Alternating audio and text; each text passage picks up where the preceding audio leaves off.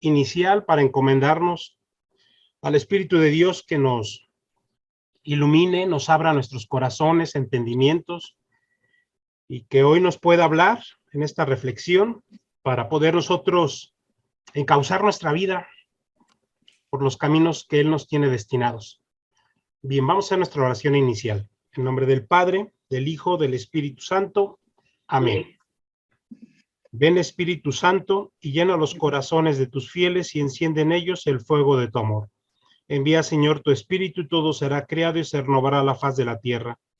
Oh Dios, que has iluminado los corazones de tus hijos con la luz del Espíritu Santo, haznos dóciles a sus inspiraciones para gustar siempre del bien y gozar de su consuelo por Cristo nuestro Señor. Amén. Amén. En nombre del Padre, del Hijo, del Espíritu Santo. Amén. Muy bien, bueno, pues vamos a ponerle acelerador a nuestra meditación del día de hoy. Ok. Aquí me traigo la presentación. Voy a cerrar pues todas sus ventanas para simplemente ir contemplando nuestra presentación y a partir de ahí ir profundizando en este tema. Bueno, pues yo a esta meditación que investigué, que estuve profundizando, pues le puse como título Un Adviento entre profetas, la Virgen de Guadalupe y el Apocalipsis. Antes de comenzar, quisiera poner dos presupuestos sobre la mesa. Uno sería hablar de que cuando entramos a hablar del misterio de Dios, tenemos que salirnos del tiempo. Recordar que nosotros los hombres vivimos en el cronos, en el tiempo humano, regidos por el tiempo y por el espacio, pero Dios no se rige por este tiempo ni por este espacio, y Dios nos invita a adentrarnos en el kairos. El kairos es el tiempo de Dios, ¿verdad? Es salirnos, abstraernos. ¿Y esto por qué lo digo? Porque no podemos entender estos acontecimientos desde una perspectiva cronológica. Tenemos que verla como el gran acontecimiento de Dios que va actuando en medio de este tiempo del hombre, pero que para poder entender, para poder interpretar su escritura y los acontecimientos, tenemos que entender que la tenemos que interpretar de una manera siempre actual. Son acontecimientos que constantemente se van resignificando, nos van dando nuevas interpretaciones. Y ahí está la clave del por qué la palabra de Dios es eterna. Porque lo que la palabra de Dios le dijo a los hombres hace 3,500 años o 2,000 años, hoy también nos sigue hablando. Porque para unos hace 2,000 años tuvo un cumplimiento y tuvo una interpretación clara. Pero hoy para nosotros, ese cumplimiento, ok, lo reconocemos, pero hoy también se sigue cumpliendo. Bueno, este es un primer punto. Y otro segundo punto sería que he tomado algunos textos del Nica Mopúa, este texto histórico sobre los relatos de la Santísima Virgen de Guadalupe, pero no tomé el texto que leemos comúnmente, sino es una interpretación. Recordemos que este texto fue escrito en náhuatl originalmente y fue traducido al español. Entonces nosotros hemos estado leyendo con unas traducciones de principios del siglo XX, pero que es una interpretación literal, ¿no? Palabra por palabra, y que es válida, pero hay una interpretación que hace Monseñor José Luis Guerrero Rosado. Él ya murió, fue un investigador de las apariciones de Guadalupe, y él hace una interpretación más apegada al sentimiento, al vocabulario y al contexto cultural de los indígenas de esa época. Entonces vamos a encontrarnos unas expresiones realmente hermosas que entresaca Monseñor de esta interpretación del náhuatl al español que él hace. Muy bien, vamos a comenzar con nuestra sesión. Antes, de hecho, hay una pregunta. Sí, claro. ¿También la vas a poder mandar grabada? Claro que sí. Ah, ok, para También se va a no, grabar. ok, para ¿No? poner más atención. Perfecto, ¿no? Sí, ustedes disfrútenla y ya con las grabaciones pueden extraer algún dato que quisieran profundizar. Muy bien, Muchas gracias. no de qué, Vicky. Vamos a comenzar. Cuando entramos en el mes de noviembre, comenzamos a ver en las tiendas y anuncios la efervescencia de la Navidad. Todo comienza a pintarse de rojo, de verde, de blanco y a brillar las multicolores series navideñas. Este gusto por esperar estas fechas nos llena de alegría y de la magia infantil. Todo esto nos opaca y oculta el tiempo litúrgico del Adviento. Los católicos practicantes entendemos que hay 4 domingos de Adviento donde se ponen unas coronas adornadas con velas y que nos van preparando, nos ayudan a prepararnos a la Navidad. Pero muchas veces lo vivimos como una rutina. Sabemos que existe, pero no nos involucramos, ni entusiasma nuestras vidas. Hoy los invito a admirarnos del misterio del Adviento, desde la Escritura, la Biblia y la Virgen de Guadalupe. Contemplémoslo y dejémonos mover por la acción del Espíritu Santo que hay en en esta meditación.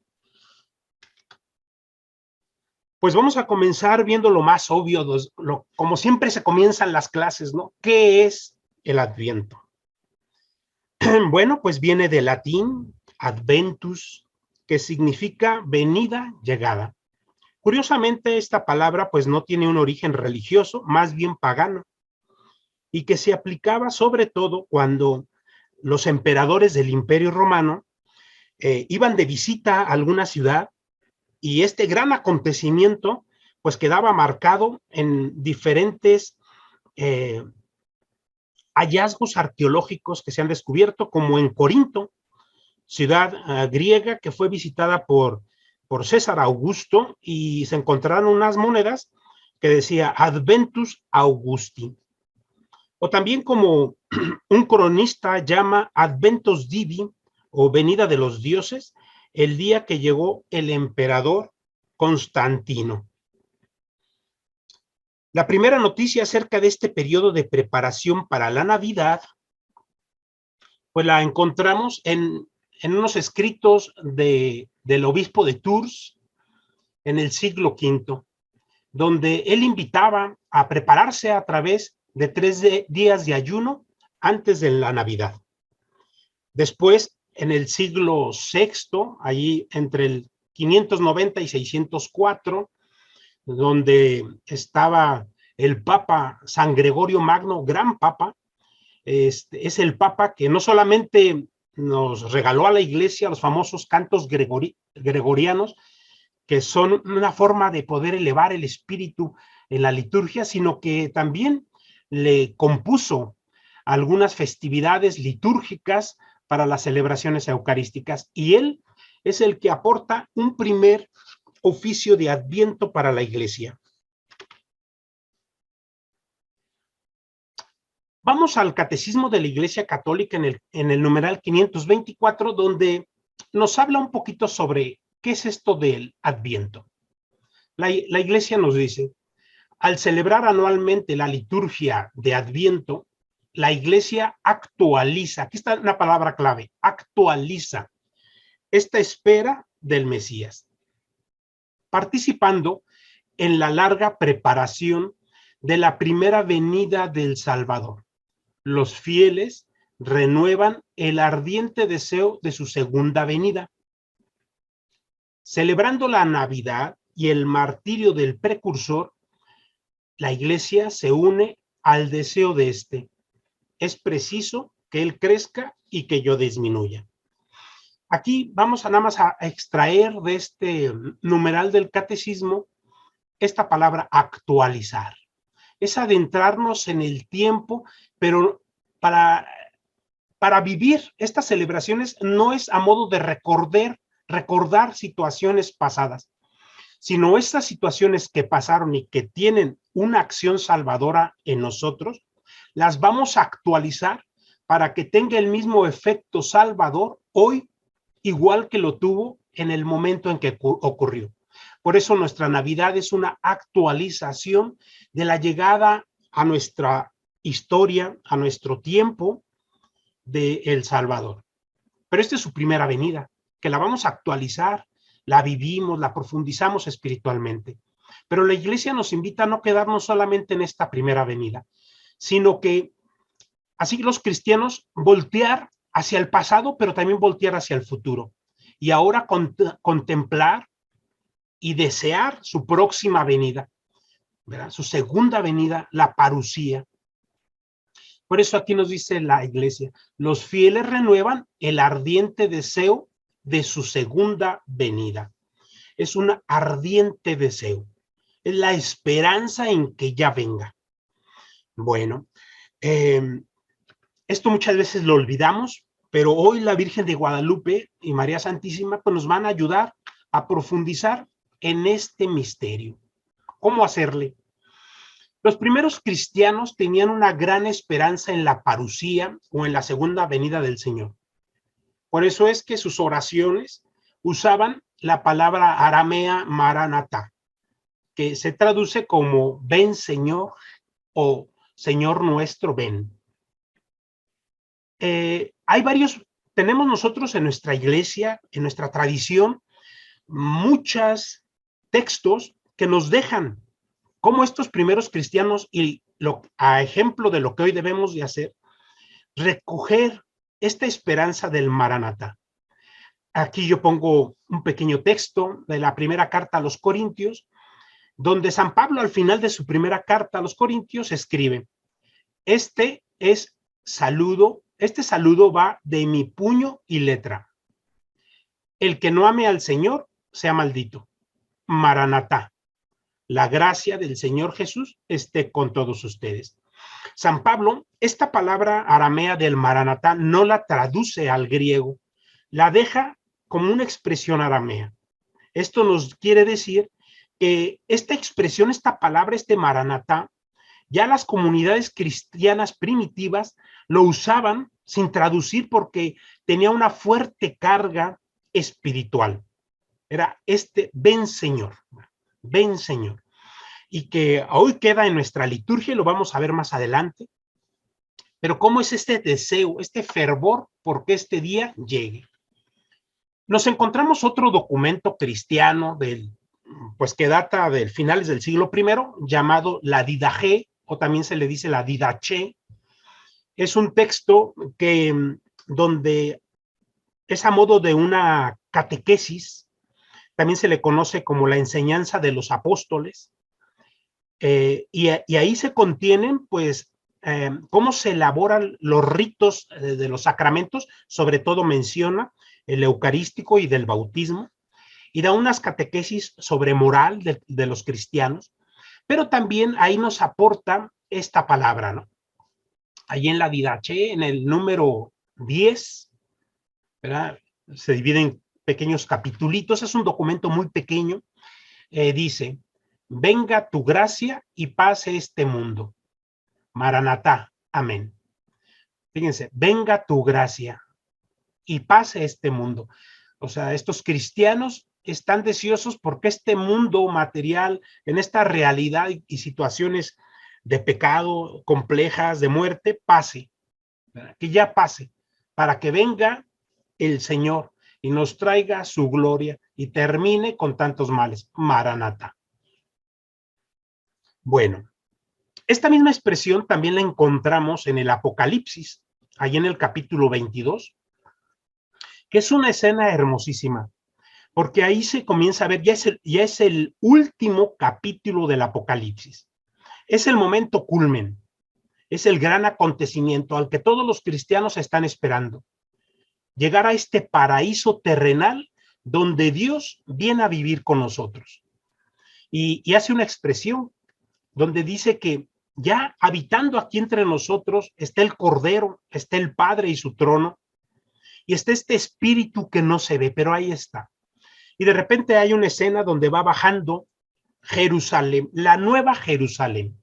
Esta nueva Jerusalén representa a la iglesia nueva, pero también representa a la iglesia del Antiguo Testamento. Va bajando vestida de novia. Por eso esta expresión que aquí les pongo es: el espíritu y la novia dicen, ven.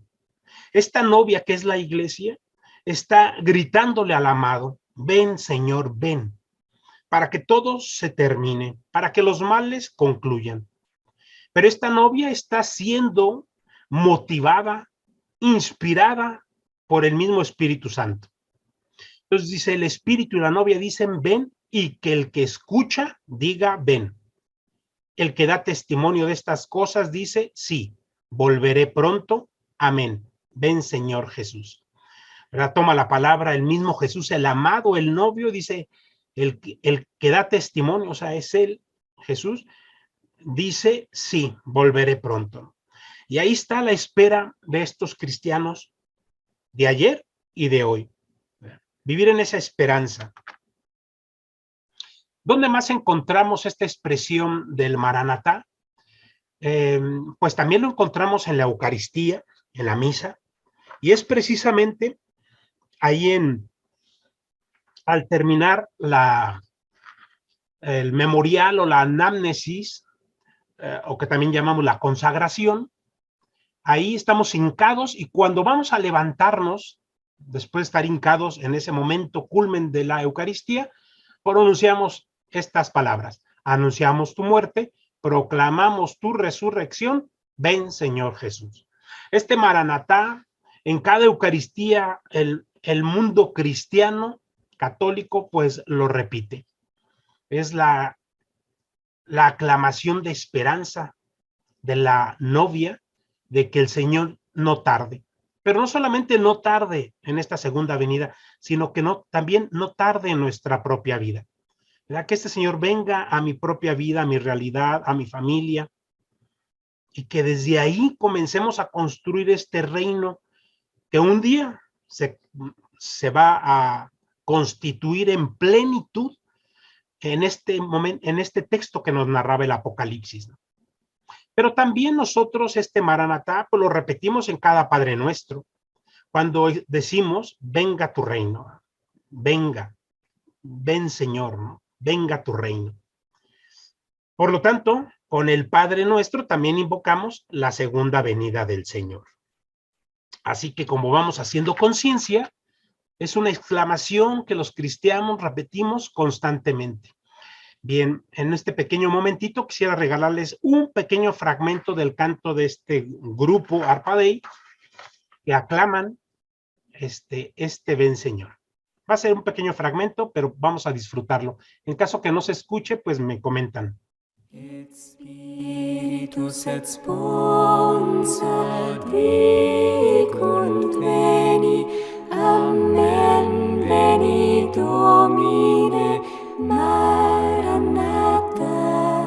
Et Spiritus et sponsor dicunt veni, amen, veni Domine, Maranatha. Ego sum Dominus Deus, qui est et qui erat et qui venturus est omnipotens. Amen, veni Domine, Maranatha. Et Spiritui la novia dicen, ven. Amen, ven Señor Jesús, Maranatha. El Espíritu y la novia dicen, ven. Amén, ven Señor Jesús, Maranatha. No temas, yo soy el primero y el último, el que vive. Amén, ven Señor Jesús, Maranatha. The Spirit and the bride, they say. Bueno, pues nada más era para disfrutar un momentito que nos ayude a adentrarnos en nuestro tema. Bien. Estas dos venidas del Señor, tanto la primera, el nacimiento hace 2000 años, como la que viene en un futuro que no sabemos cuándo será, están marcadas por los anuncios proféticos de hombres y de mujeres. Dios hecho hombre no llegó entre nosotros de una manera improvisada, fue preparando poco a poco. Primero preparó a un pueblo de Israel. Durante 1900 años, más o menos, se calcula, desde Abraham hasta el nacimiento de Jesús. Pero también esta segunda venida va siendo preparada. Somos parte de esa preparación. Nosotros preparamos, somos parte de esta iglesia, de esta novia que, como ahorita oímos en el canto, somos esta novia que está clamando, ven Señor. Y ahorita acabamos de ver una pandemia. ¿Y cuántos no de nosotros decimos, ven Señor, porque esto se está poniendo muy mal? Hay muerte, destrucción, hay corrupción, hay odio, hay violencia. Y lo seguimos aclamando. Y somos parte de ese mundo que va preparando. Pero hay unos hombres y unas mujeres especiales, porque todos tenemos ese ministerio profético por nuestro bautismo. Pero hay hombres y mujeres que tienen esta acción profética a un modo especialísimo. Y vamos a encontrarnos en el Antiguo Testamento a tantos y tantos profetas. Y hoy, después del Nuevo Testamento, después de la venida de Cristo, siguen existiendo. Y es ahí donde vamos a enmarcar a María de Guadalupe, ¿verdad? Bien, primero vamos a hacer esta pequeña reflexión sobre el Adviento. Son 3 pequeñas preguntitas que, bueno, ahí van a quedar grabadas y ustedes ya en sus momentos lo pueden ir meditando. Cuando pienso en el fin de los tiempos, en la segunda llegada de Jesucristo en su gloria, esto me causa ansiedad, miedo, confusión, esperanza o paz. Es un trabajo personal. La segunda pregunta es, ¿cómo está mi relación con los apegos materiales? Con mis propiedades, con mis cosas, con la economía, con mi relación con el mundo. Y la tercera pregunta, ¿cómo puedo tener una relación más sana entre los bienes materiales y las realidades espirituales? ¿Cómo hacer convivir estas dos realidades que son necesarias para nosotros? No podemos negar una ni la otra. Pero ¿cómo las podemos jerarquizar? Muchas veces podemos decir, claro, lo espiritual es primero. Claro, a veces esa es la teoría, pero ahora cuando entramos en realidades muy concretas, ¿no?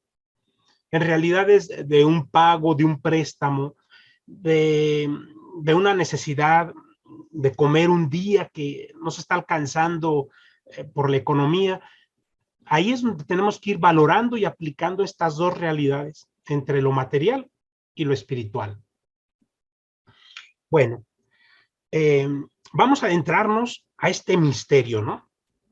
Este es un poquito el preámbulo.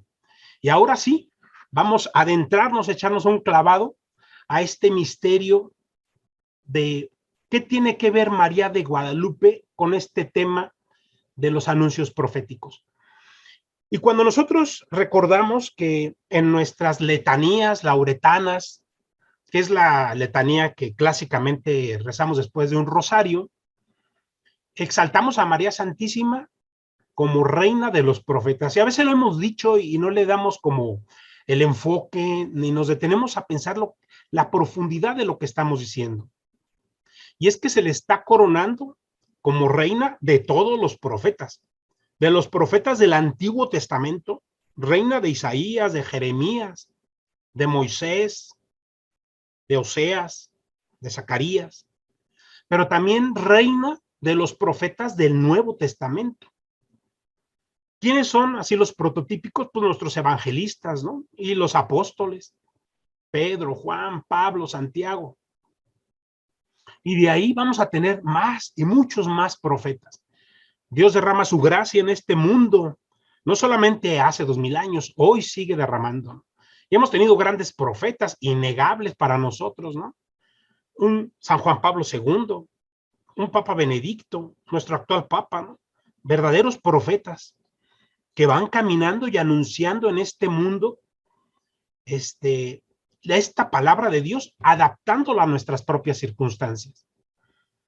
Aquí yo pongo un pequeño cromo, ¿no? Del profeta Jeremías, que es uno de los grandes profetas, pero aparte tiene como mucha profundidad y sensibilidad sus textos. Y es curioso, para poder definir qué es un profeta, es común que nos vayamos a esta definición, a esta revelación que Dios le hace al propio Jeremías cuando lo llama a su ministerio, a su vocación profética. Recordemos que Jeremías no quería ser profeta. Mira que soy un muchacho, le decía. ¿Verdad? Mira que no sé hablar. Y entonces Dios lo impulsa. Dios Yahvé le dice, yo pondré mis palabras en tu boca. Y más adelante, Dios le dice, ¿no? ¿Cuál es la función de un profeta? Para ver si María Santísima de Guadalupe cumple. O nada más el título de Reina de los Profetas es un título sin mayor enfoque, sin mayor profundidad. Vamos a ver la definición de un profeta que le da Yahvé Dios a Jeremías. Y le dice Dios, antes de que nacieras, te había consagrado yo profeta. Te tenía destinado a las naciones. Irás donde yo te envíe y dirás lo que yo te mande. Voy a poner mis palabras en tu boca. Desde hoy mismo te doy autoridad sobre las gentes y sobre los reinos para extirpar y arrasar, para destruir y derrocar, para reconstruir y plantar. Bueno, pues aquí en esta definición muy clásica de un profeta, pues tenemos entendido, ¿no? ¿Quién es un profeta? Aquel que habla de parte de Dios. Eso es como su mensajero. Es el vocero de Dios. Dios habla y el profeta transmite su mensaje al pueblo, a la iglesia. Pero fíjense cómo aquí dice, antes de que tú nacieras, ya te había consagrado profeta. Y esto, pues ya por un dogma que tenemos de María, pues sabemos que María fue consagrada profeta desde antes de que naciera.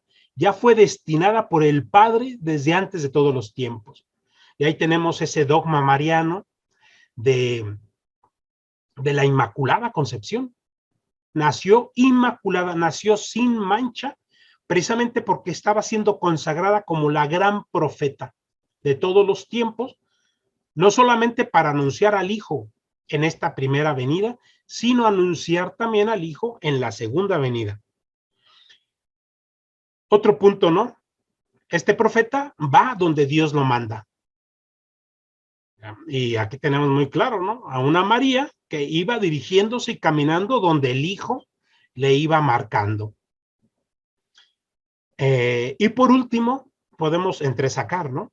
Como un profeta tiene la obligación de destruir y arrasar, pero no es una destrucción así a modo de violencia, de un desquite, de una venganza, no. Es un destruir el mal, el pecado, señalar el error, el pecado, señalar la confusión para que el pueblo se corrija. Esa es la función de arrasar y de destruir.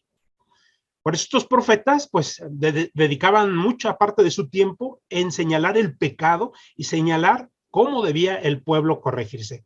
Y es innegable que la Santísima Virgen de Guadalupe y todas las apariciones, pero hoy estamos hablando de María de Guadalupe, pues cumplía esta misión, ¿verdad?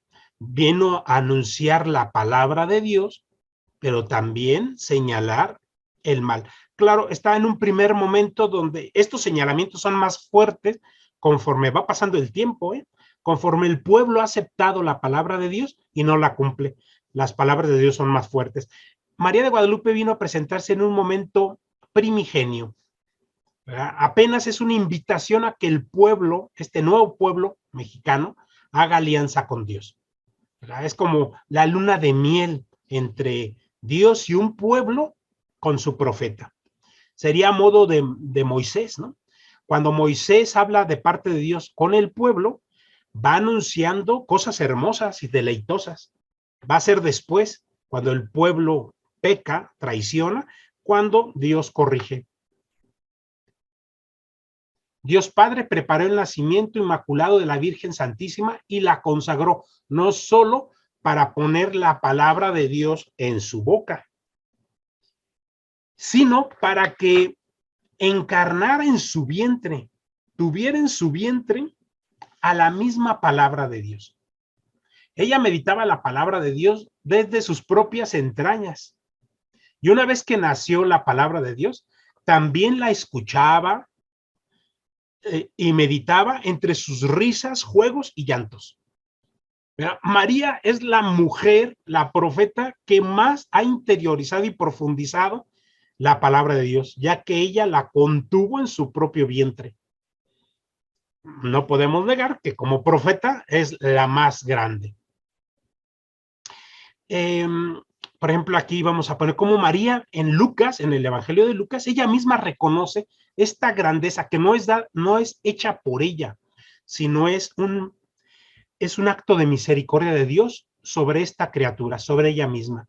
Y María nos dice ahí en Lucas: alaba mi alma la grandeza del Señor y mi espíritu se alegra en Dios mi Salvador, porque ha puesto los ojos en la pequeñez de su esclava. Desde ahora todas las generaciones me llamarán bienaventurada. María misma se concibe como aquella en quien Dios ha hecho cosas maravillosas, y como profeta no hay otra. Desde ahora todas las generaciones me llamarán bienaventurada. ¿Y por qué? Porque Dios tuvo un beneplácito personal. Nadie le obligó, no había un porqué. Él lo decidió. Es parte del proyecto para la venida de su Hijo en estos dos momentos, ¿no? En la primera y segunda venida. La Virgen de Guadalupe es la profeta que anunció el nacimiento del Verbo de Dios en México y estas nuevas tierras de América. Por eso, a Guadalupe le vamos a dar los títulos de evangelizadora y de catequista. María de Guadalupe es un poquito como esta imagen de Moisés en el pueblo de Israel. Para este nacimiento de un nuevo pueblo, Dios envía a un gran profeta. A los israelitas les envía a Moisés. A los mexicanos los envía a su propia madre. Creo que salimos ganando. Pero es en ese momento muy específico, y aquí yo quiero hacer este gran comparativo, en el nacimiento de dos pueblos, y cada pueblo tiene una misión. El pueblo de Israel era necesario que fuera hecho, formado por el mismo Dios, poniendo a su cabeza a un líder, a un profeta como Moisés. Y fíjense, Dios conforma a este pueblo 1250 años antes de que él llegara a nacer. 1250 años antes de nacer. Y para los mexicanos, para el nacimiento de este México, pone a su madre, ¿verdad? Porque ella se aparece 10 años después de la conquista, 10. Y llevamos casi 500, ¿no? De su aparición. Y estamos siendo todavía conformados, así como este pueblo de Israel tuvo un proceso largo para que llegara el Mesías, para madurar en su fe, pues nosotros los mexicanos también estamos en ese proceso de madurarnos como pueblo para tener esta función de que de México algo grande surja para la llegada del Hijo en esta segunda venida. Ella también es la profeta que nos prepara esta segunda venida de su Hijo. Y aquí yo recojo el Evangelio del primer domingo de Adviento y cómo un poquito se embona con este mensaje, con esta realidad. Nos dice Lucas en este Evangelio del primer domingo de Adviento: en aquel tiempo dijo Jesús a sus discípulos: habrá señales en el sol, la luna y las estrellas. Los hombres desfallecerán de miedo, aguardando lo que va a suceder al mundo. Entonces verán al Hijo del Hombre llegar en una nube con gran gloria y poder. Cuando comience a suceder todo eso, enderécense y levanten la cabeza, porque ha llegado el día de su liberación. Bueno, aquí no nos habla de María ni de Guadalupe, pero sí nos habla de acontecimientos en el cielo. Bueno, acontecimientos, señales, venidas de Dios, ¿no? Y nos pone el sol, la luna y las estrellas. Bueno, aquí María reúne estos tres elementos en el mismo ayate. En el ayate hay sol, hay luna y hay estrellas en su manto, ¿verdad? Pero recordemos que este momento es el preparativo a la segunda venida. Pareciera que ella está ahí metida en este pequeño texto del Evangelio, está escondida, oculta, ¿no? Porque el centro es el Hijo del Hombre, es Cristo mismo que viene en gloria y poder. Y nos avisa a los que somos seguidores de este Jesús, nos avisa que cuando todo esto comience, cuando veamos todos estos dramas cósmicos y en el mundo, pues levantemos la cabeza, porque ha llegado el día de la liberación. Ahí donde hay confrontación, vendrá una nueva luz. Entonces, ante las dificultades del mundo, el Evangelio nos está invitando a tener la esperanza de que esto pasará, al modo de los primeros cristianos que recibieron un apocalipsis, este escrito del Apocalipsis, que era precisamente un libro que anunciaba la esperanza en medio de las persecuciones que ellos estaban viviendo a manos del Imperio Romano de Diocleciano, que los estaba matando. Pues ahí, en el momento más turbio, más difícil, Dios manda la esperanza. Y es precisamente en nuestros momentos de vida que estamos hoy padeciendo, para que volteemos a ver esos acontecimientos y señales que Dios manda en el sol, la luna y las estrellas, y nos invita a levantar la cabeza porque llega el día de nuestra liberación. Para poder adentrarnos a este misterio de María y los textos de la Escritura, vamos a tener que hacer un comparativo. Es un ejercicio interesante. Por un lado, haciendo uso, bueno, pues del mismo ayate, de la misma imagen que ya para todos es muy conocido, pero también vamos a hacer uso del Nican Mopúa, que es este texto histórico escrito en náhuatl, sobre la narración de cómo ocurrieron los acontecimientos y comparando algunos elementos con las escrituras del Nuevo y del Antiguo Testamento. No vamos a repasar a todos los textos porque es imposible por los tiempos, pero vamos a tomar como ejemplo algunos y donde vamos a admirarnos, ¿no? Como esto que hemos ido diciendo, pues un poquito se va justificando y fundamentando en este comparativo entre el Antiguo Testamento, Nuevo Testamento y el acontecimiento de Guadalupe. Bueno, antes de comenzar a adentrarnos a este comparativo que va a ser muy, muy interesante, vamos a ver un poquito cuál era la función de estos profetas del Antiguo Testamento. Estos profetas, pues también eran hombres que hablaban de parte de Dios, pero su mensaje estaba como acotado en unos temas como muy fundamentales. Aquí yo pongo uno, ¿no? Bueno, pongo 4. El primero es anunciar la fidelidad a un solo Dios y su alianza con él. El problema es que el pueblo de Israel con el tiempo se fue pervirtiendo, igual que nosotros, igual que todos los hombres, ¿no? Conforme la vida nos va sonriendo, vamos llenándonos de comodidades, a veces vamos como olvidando y traicionando nuestros compromisos con Dios, nuestra vida de fe. A tal punto el pueblo de Israel va traicionando su propia fe que comienzan a rendir culto a otros dioses aún dentro del mismo templo. Así que estos profetas del Antiguo Testamento, sobre todo Isaías, Jeremías, Ezequiel, Oseas, son profetas que recuerdan al pueblo, pero es un recordatorio a modo de regaño, de reprensión, recuerdan al pueblo que solamente hay un solo Dios y solamente debemos de adorar a ese solo Dios. Nos recordaban la alianza, olvidarse de las prácticas paganas, de las prácticas convenencieras que a veces se tenían, y era enfocarse en un solo Dios, ¿no? El monoteísmo, un solo Yahvé. Era el principal gran anuncio de estos profetas del Antiguo Testamento. Y vamos a ver cómo María de Guadalupe también lo rectifica.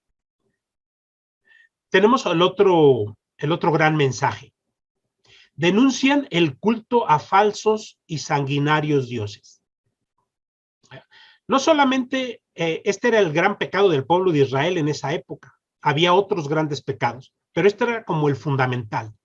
Si era un pueblo que había sido constituido por Dios, formado por Dios, en todos los aspectos, jurídico, legal, organizativo, religioso, de identidad, y no solamente eso, un Dios que proveía a un pueblo, lo alimentaba, lo defendía de sus enemigos.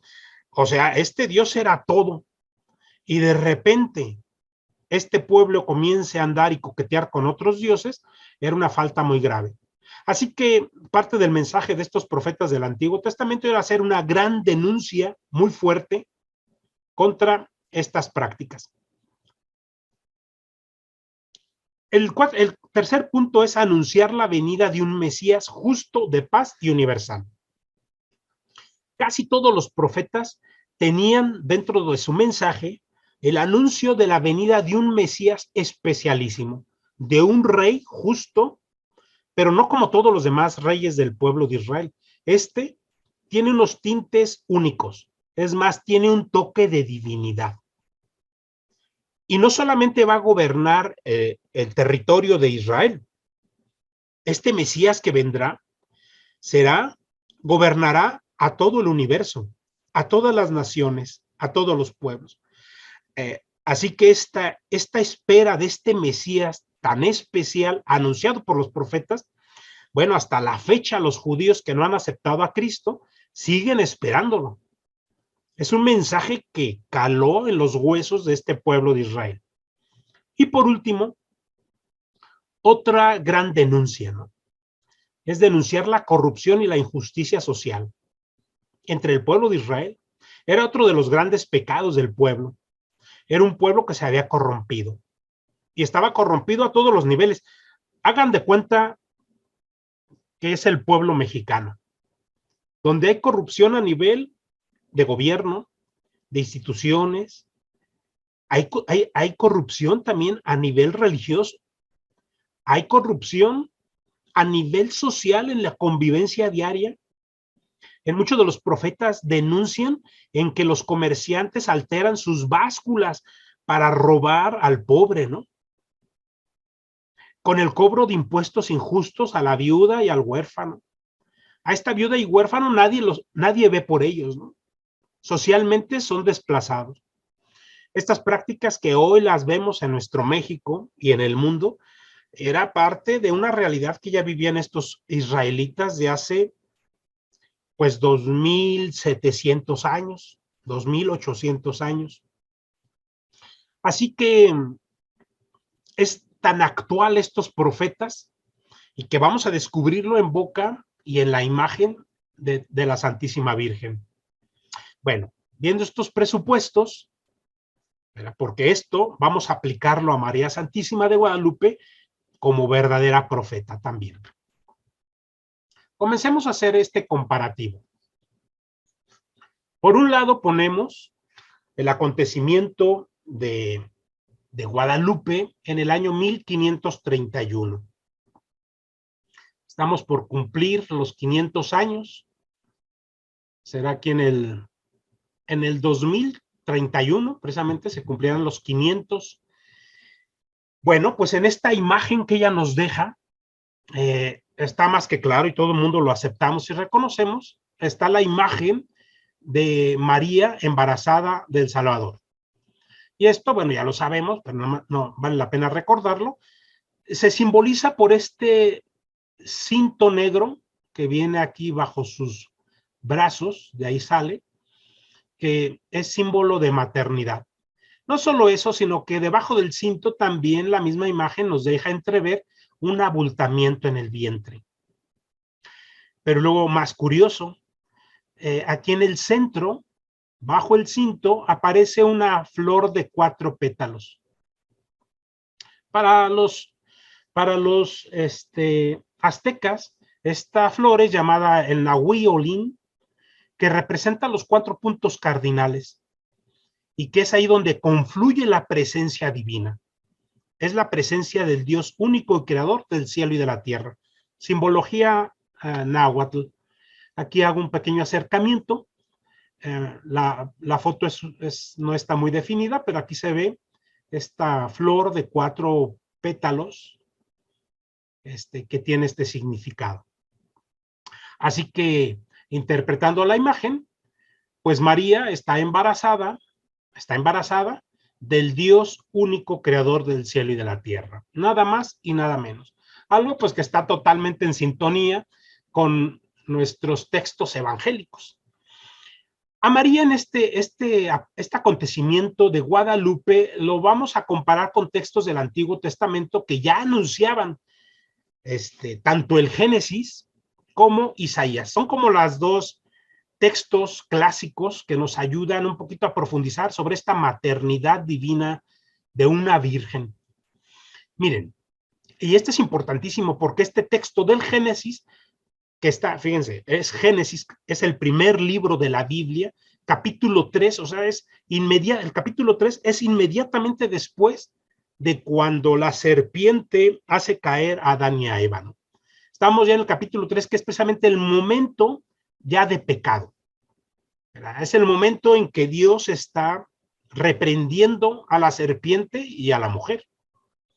Y en esa reprensión a la serpiente, en ese regaño, en esa maldición que hace Yahvé a la serpiente, surge esta profecía que, bueno, cristianos y judíos reconocen que es un texto profético mesiánico, anuncia la venida de un Mesías. Y aquí dice, enemistad, le dice Yahvé a la serpiente, enemistad pondré entre ti y la mujer. Fíjense aquí la palabra mujer. Vamos a destacarla, recuérdenla. Enemistad pondré entre ti, y no dice y Eva, no, y la mujer. Empieza a surgir una mujer misteriosa en el primer libro de la Biblia, ¿eh? Dice, entre tu descendencia y su descendencia.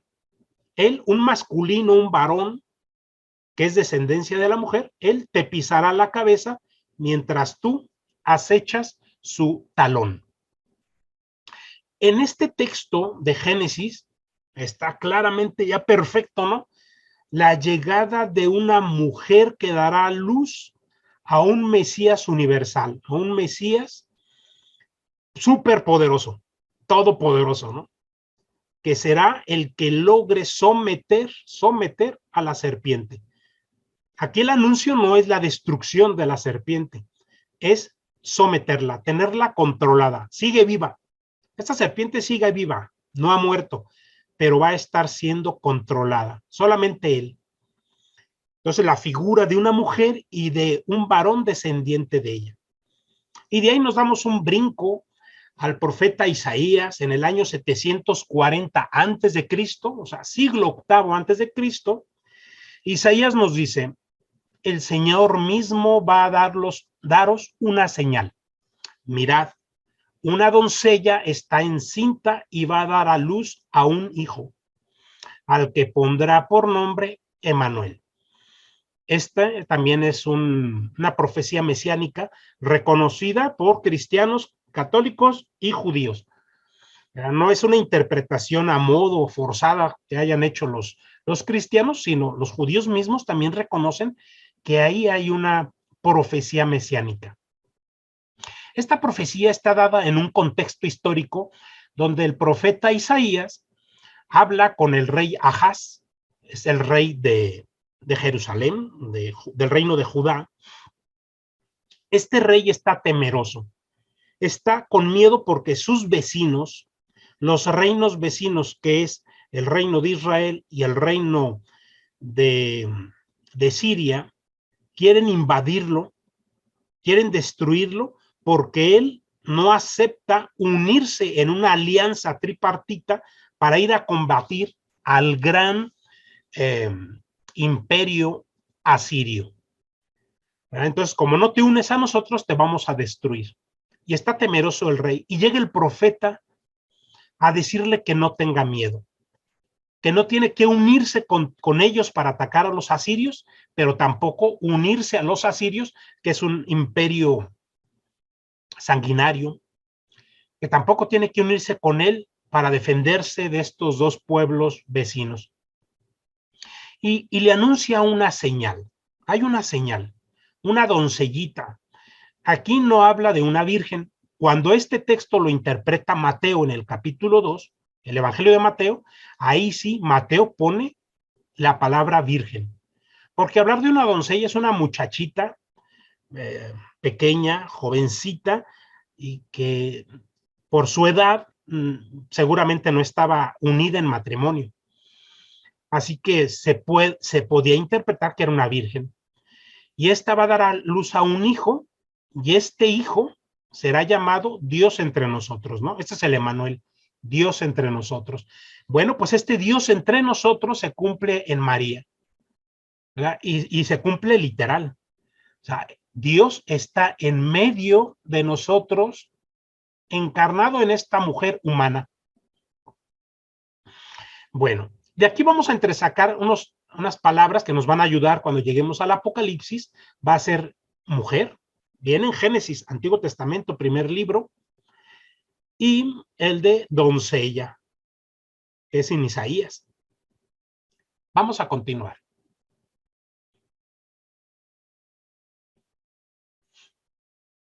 Otro dato interesantísimo va a ser este de Juan Diego. En el texto de Monseñor Guerrero no dice, le dice todavía más con más cariño. Hay palabras más cariñosas entre Juan Diego y María. Le dice María, mi Juanito, mi Juan Dieguito. Bien, es el pequeñito, el chiquito. Por otro documento llamado el Nicán Moctepana,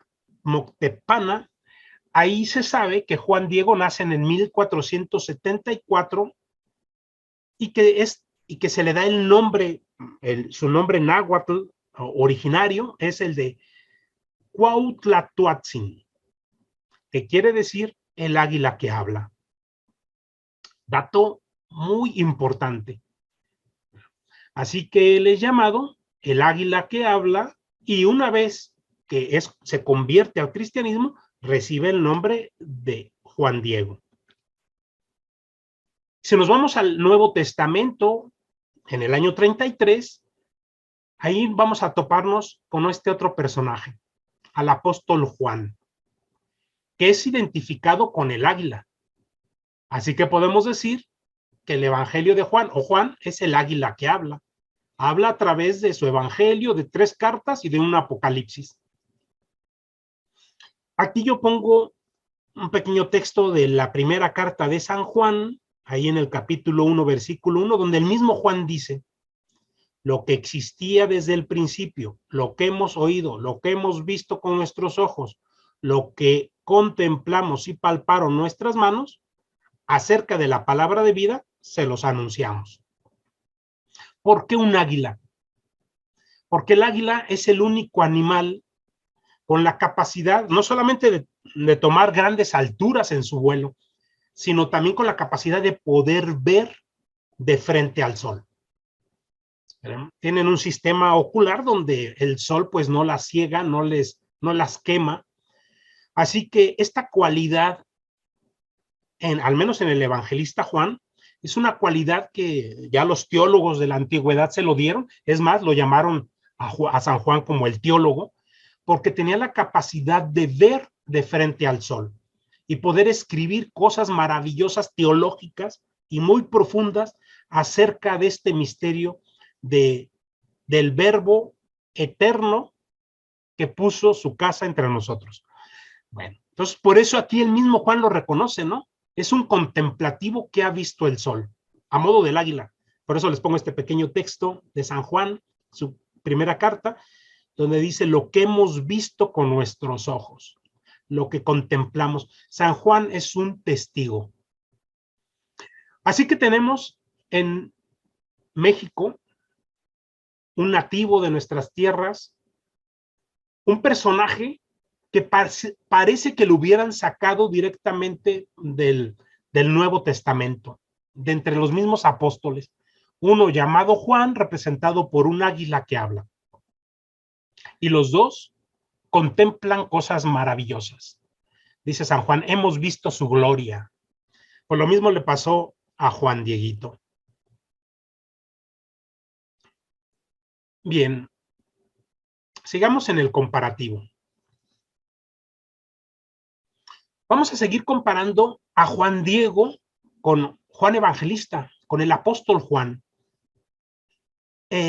Bueno, retomo, ¿no? Las palabras de la Virgen con este cariño que lo trata, siendo él un hombre mayor de 50 años, pero María lo trata como si fuera su pequeñito, ¿no? Sobre todo en esta traducción que hace Monseñor Guerrero, con esas palabras de ternura, como si tratara a un niño, quizás de brazos. San Juan Diego, pues también sabemos por estos documentos que era un Masehuali o un pobre indio, ¿no? Porque él mismo así se define ante la Santísima Virgen, que es un Masehuali. Dice, pongo un pequeño texto del Nican Mopúa. Dice, ¿acaso no estoy yo aquí, yo que tengo el honor de ser tu madre? Fíjense, esto no aparece en la interpretación normal que conocemos, porque en el texto normal, en la traducción casi palabra por palabra, dice que no estoy yo aquí, que soy tu madre. Pues Monseñor Guerrero todavía descubre que las palabras que usa María todavía son más de ternura, son más profundas, más bellas. En ella, Monseñor Guerrero traduce, yo que tengo el honor de ser tu madre. Es una madre que está deshaciéndose de ternura por su hijo. Continúa el texto diciendo, ¿acaso no estás bajo mi sombra, bajo mi amparo? ¿Acaso no soy yo la fuente de tu alegría? ¿Qué no estás en mi regazo, en el cruce de mis brazos? Por ventura, ¿aún tienes necesidad de cosa otra alguna? Es la madrecita que está sosteniendo en brazos, porque está en el cruce de sus brazos, está sosteniéndolo, abrazando a su pequeño. Bueno, pues la imagen que nos da el Nican Mopúa es de este hombre ya entrado en años, pero que es el más pequeño. Si lo comparamos en los textos del Nuevo Testamento, vamos a descubrir que también el evangelista Juan Apóstol era considerado el más pequeño, y lo era, ¿no?, entre los discípulos. Pero fíjense aquí, hasta en este detalle se descubre este acercamiento. Ahí en Juan 13, precisamente en la última cena, hablando del mismo Juan, ¿no?, dice, uno de sus discípulos, claro, es el mismo el que está escribiendo, nada más que, bueno, pues, no quiere decir yo en un trato de humildad, dice, el que Jesús amaba, ¿no?, al que Jesús tanto amaba, era el amado. Al menos por San Juan sabemos en su evangelio que él era como el más amado de parte de Jesús, por ser el más pequeño, era el más muchacho, y por lo mismo era el más tierno, el más noble, el más generoso. Y en este pasaje dice, él recostando sobre el pecho de Jesús, ¿verdad? En los dos textos, en Nican Mopúa y en el Evangelio de Juan, descubrimos a este Juanito que se recoge en ternura, en este acercamiento físico, ¿no? A modo de, en Tepeyac, a modo de mamá e hijo, y en el Evangelio de San Juan, a modo de hijo y papá. Jesús es como un papá donde se recuesta Juan, dicen los teólogos, y es ahí donde Juan escuchaba este latido del corazón de Jesús, y donde este corazón de Jesús le reveló tantas cosas. Por eso San Juan fue el gran teólogo. Bueno, eso nos dicen los teólogos de la antigüedad. En otro texto del Evangelio de Juan, precisamente ahí en el capítulo 19, ya Jesús en la cruz, ahí contemplamos todavía con más asombro la cercanía de comparar estos dos textos. Y Jesús en cruz dice, Jesús viendo a su madre y junto a ella al discípulo a quien amaba, y vuelve a salir la expresión del amor especial de Jesús a este discípulo, el que amaba. En el Evangelio de Juan nunca aparece el nombre de Juan, aparece él como el que tanto amaba a Jesús. Bien, bueno, aquí en este texto, fíjense la cercanía con el Nican Mopúa, dice, dijo Jesús a su madre, mujer, ahí tienes a tu hijo. Mujer, ahí tienes a tu hijo. Pareciera que esta voz que resuena en el año 33 de nuestra era, María la repite en el 1531. ¿Acaso no estoy aquí, yo que tengo el honor de ser tu madre? Como si después de 1500 años María le vuelve a decir a Juan, mira, recuérdate que yo soy tu mamá. ¿Verdad? Mi hijo te dejó a mi cargo. Pero fíjense de nuevo, en Génesis aparece la expresión mujer. Y en el Evangelio de Juan también repite mujer. No le pone María, no le pone la Virgen. Se refiere a ella como la madre de Jesús, pero el término que Jesús le da a María es el de mujer. Algunos protestantes dicen, mira cómo Jesús trataba a su madre, con qué despectiva, le dice mujer, como cualquier mujer. No, pero es la mujer con M mayúscula. Es la misma mujer que ya estaba en el Génesis. Es la mujer que que de su descendencia le pisará a la cabeza a la serpiente. Es la mujer que tiene un gran proyecto de parte de Dios. Ya ha venido desde el Génesis. Este texto del Génesis terminó de escribirse alrededor del año 1000 antes de Cristo. O sea, son muy anteriores los escritos. Y San Juan seguramente en este momento de estar escribiendo este momento culmen de nuestra fe, la muerte del Señor que nos trae salvación, a María no le dice María, le dice mujer. Bueno, pues dos grandes concordancias entre nuestro Evangelio de San Juan y nuestro Nican Mopúa. Vamos a continuar. María de Guadalupe nos trae el sol que nace de lo alto. Y vuelvo a tomar un pasajito del Nican Mopúa, y hasta le pongo aquí traducción de Monseñor José Luis Guerrero, porque es todavía más detallado, más sensible, más propio del lenguaje del indígena. Voy a leérselos. Vamos a usar la memoria, la imaginación, y vamos a ir como viendo en nuestra mente estos momentos, porque esta narrativa de la primera aparición tiene mucho detalle. Dice, al llegar al costado del cerrito, en el sitio llamado Tepeyac, despuntaba ya el alba. Repito, despuntaba ya el alba. Oyó claramente sobre el cerrito cantar, como cantan diversos pájaros preciosos. Tenía fija la mirada en la cumbre del cerrito, hacia el rumbo por donde sale el sol. Repito, Juan Diego tenía fija la mirada en la cumbre del cerrito. ¿Y hacia dónde estaba mirando? ¿Hacia qué parte de la cumbre? Hacia donde sale el sol. Hacia el oriente. Juan Diego estaba viendo hacia el oriente. Él estaba contemplando cómo estaba despuntando este nacimiento del sol, porque es en esa dirección donde él estaba oyendo el cantar de los pájaros. Continúo. Y tan pronto como cesó el canto, cuando todo quedó en calma, entonces oye que lo llaman de arriba del cerrito y le convocan. Mi Juanito, mi Juan Dieguito. Al llegar a la cumbre del cerrito, tuvo la dicha de ver a una doncella. ¿Se acuerdan de Isaías 7:14? una doncella dará a luz a un hijo. Doncella. Que por amor a él estaba ahí de pie. ¿Por qué estaba ahí esta doncella? Por amor a él estaba ahí de pie. La cual tuvo la delicadeza de invitarlo a que viniera. Juntito, la expresión muy indígena, juntito a ella. Sus vestiduras resplandecían como el sol, como que reverberaban, y la piedra, el risco en que estaba de pie, como que lanzaba flechas de luz. Bueno, pues yo reproduje esta imagen aquí en esta foto. Es una composición, porque quiero que nos adentremos en este momento, porque es importante cuando hagamos nuestro comparativo con las escrituras. Juan Diego va por debajo del cerrito y cuando oye cantar ve al rumbo del oriente donde va naciendo el sol.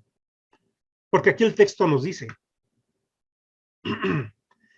dice hacia el rumbo donde sale el sol, ¿verdad?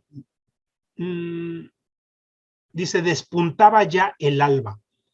Va saliendo, todavía el sol no está afuera, está despuntando, está saliendo, y ahí quizás esta imagen a contraluz es la que ve Juan Diego. La ve a contraluz, pero ella está siendo iluminada, no por ella, está siendo iluminada por el sol que nace de lo alto. Y que eso se quedó marcado en el ayate, precisamente en estos rayos que la conforman, pero es porque ella está delante del sol, anunciando al sol que viene de lo alto. Es la vocera, la profeta. Anuncia que detrás de ella viene el sol. Y ella es iluminada por este sol. Ahora nos vamos a pasar a otro texto, pero ahora del Antiguo Testamento y otro del Nuevo Testamento. Estas son escenas diferentes. Aquí ya nos fuimos a Jerusalén. Anteriormente estábamos en el Tepeyac, en México. Pero fíjense el comparativo. Nos vamos al profeta Ezequiel.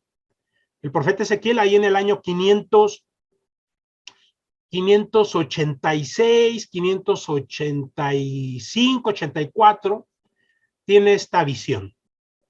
Tiene una visión. Es un profeta que tiene visiones.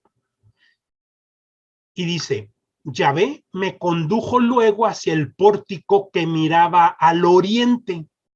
O sea, Yahvé lleva al profeta Ezequiel hacia el templo de Jerusalén, viendo hacia el oriente. En aquel momento, la gloria de Dios de Israel llegaba por la parte oriente. ¿Por dónde estaba llegando la gloria de Dios a Jerusalén? Por la parte oriente. Emitía un ruido como de aguas caudalosas y la tierra resplandecía de su gloria. Aquí en este texto, aquí en esta imagen, estamos en la ciudad de Jerusalén. Este es el muro de los lamentos. Este muro contiene lo que es la gran plaza, la gran explanada sobre la cual estaba construida el templo. Actualmente, pues tenemos esta mezquita, no existe templo de Jerusalén, está esta mezquita islámica, pero este muro, cuando se ponen a orar los judíos a los pies de este muro, están viendo, claro, hacia el muro, pero están viendo en dirección al oriente, donde nace el sol. En ese oriente donde Ezequiel dijo que de ahí venía la gloria de Dios.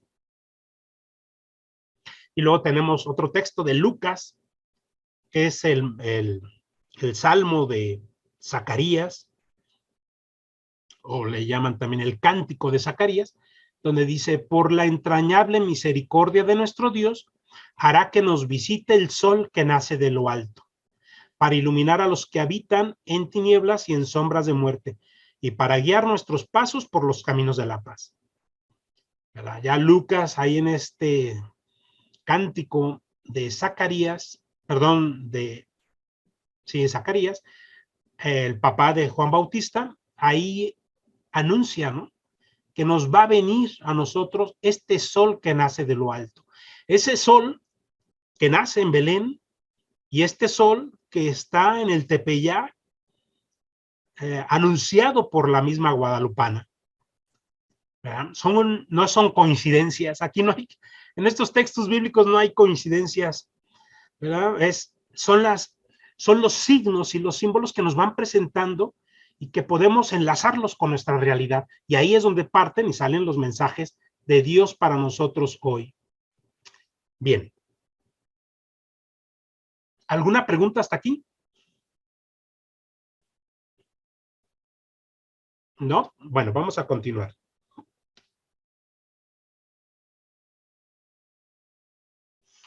María de Guadalupe, pues es la gran evangelizadora, anuncia el amor profundo que Dios nos tiene. Bueno, ella está que se derrite de amor por este indito, por esta nueva nación. Y aquí otras palabras del Nican Mopúa, dice, ten la bondad de enterarte, por favor, pon en tu corazón, hijito mío, el más amado, que yo soy la perfecta, siempre virgen, Santa María, y tengo el privilegio de ser madre del verdaderísimo Dios. Aquí, ¿esto por qué lo pongo? Porque María estamos en el Tepeyac, en el 1531, en México. Ahí María está pronunciando, la Virgen está pronunciando los dos grandes dogmas inseparables que tiene la Iglesia. Su virginidad eterna, perpetua, y el ser madre de Dios, la madre de Dios. Son dos de los grandes dogmas. Tenemos otros dos, pero estos son los fundamentales, los primeros que surgen en la Iglesia, con los que las comunidades cristianas primitivas iban reconociendo a la madre de Jesús. ¿Verdad? La Virgen, la siempre Virgen, aquí ya lo pronuncia, yo soy la perfecta siempre Virgen, o sea, siempre fue virgen antes, durante y después del parto, por eso es perfecta siempre, ¿no? Todavía al siempre virgen, que es la definición del dogma mariano, todavía ella agrega el de perfecta, la perfecta siempre virgen. Y después entra a este otro tema. Vaya, esto la Iglesia en el siglo IV, todavía estaba discutiendo esto sobre si María era madre de Dios o nada más era madre del hombre, de Jesús hombre. Y aquí en Tepeyac, ella repite, autentifica ese dogma. Tengo el privilegio de ser madre de Dios, pero ella todavía le pone otra palabra, ¿verdad? Para todavía en palabras humanas tratar de explicar ese misterio. Madre del verdaderísimo. Recordemos que en nuestro pueblo nativo, indígena, estas expresiones en diminutivo y estas expresiones también relevantes es muy propio de nuestro pueblo, ¿no? Son como también modismos para poder expresar el tanto amor o el gran temor. Bueno, y esto lo rescata Monseñor Guerrero.